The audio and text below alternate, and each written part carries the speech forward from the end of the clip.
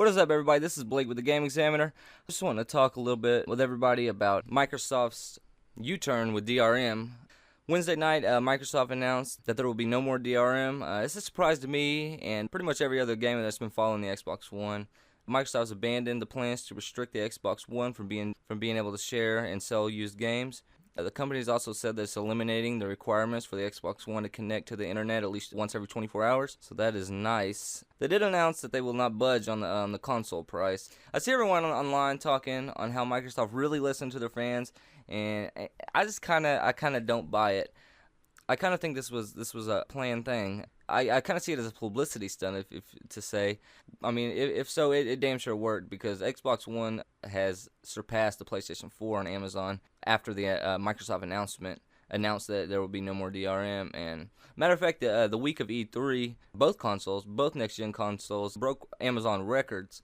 The week of E3, selling, I think, 2,500 consoles per minute on Amazon. Microsoft's Xbox One set to launch this November for $499, which includes a limited edition controller and a Kinect sensor.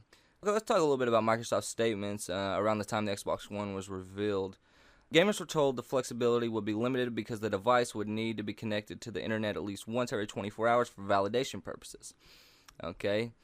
Before Microsoft's media briefing at E3, Matrick responded to the criticism by saying, fortunately, we have a product for people who aren't able to get some form of connectivity called the Xbox 360. If you have zero access to the internet, that is an offline device. It's kind of bold, blunt statement there for people, you want to advertise your new console, and you're pretty much just talking smack. Okay, and not even a week after he said, if you don't have some form of kind of connectivity by an Xbox 360, not even a week, not even 2 weeks after that, Matrick states, there will be no limitations to using and sharing games. It will work just like it does today on the Xbox 360. In other words, you will still be able to trade in, lend, resell, gift, and rent disc games just like you do today. That's a big change. It's a big U-turn with not even 2 weeks when they were so set in their ways on DRM. So it's kind of odd to me. It's really, really odd to me. Why the sudden turnaround? If the console was really developed with all these restrictions, and they said that they didn't have enough flexibility to do it, they was already set after development. The console was already ready to go. They were standing by DRM, and now all of a sudden they want to, in my opinion, they want to look like the good guys, and just act like they listen to the criticism of the fans. It's false what they've told us after the reveal of the Xbox One, how they said that they couldn't change it, they wouldn't change it. Now, I feel it was a publicity stunt to make gamers think like, look, Microsoft really listened to us. Gamers didn't want what they presented, and now Microsoft's making it look like, hey, we came through.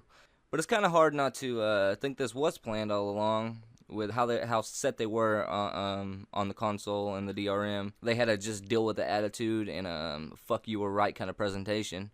So it's real odd to me to see them acting as if they never wanted DRM in the first place, and now they're acting like the good guys. Tell me your thoughts, and do you think they listened to their fans, or do you think this was a planned stunt? I mean, but either way, if this was a planned stunt, it damn sure worked. It damn sure worked, because the sales have tripled since Microsoft canceled DRM. And I'm not surprised that it's selling more, because who doesn't want to not be able to sell their games and have to check up online every 24 hours? I know. I mean, I'm not saying it's a bad console. I'm just saying this is kind of odd. It breaks the trust. It really breaks the trust. If that's what they did, and they did it as a publicity stunt, which I'm sure it'll never come out that they did or didn't. But it kind of breaks the trust a little bit. But like I said, let me know what you think. Do you think they listened to the criticism, or do you think this was a planned stunt? This is Blake with the Game Examiner, and if you haven't subscribed, subscribe. Thank you for listening.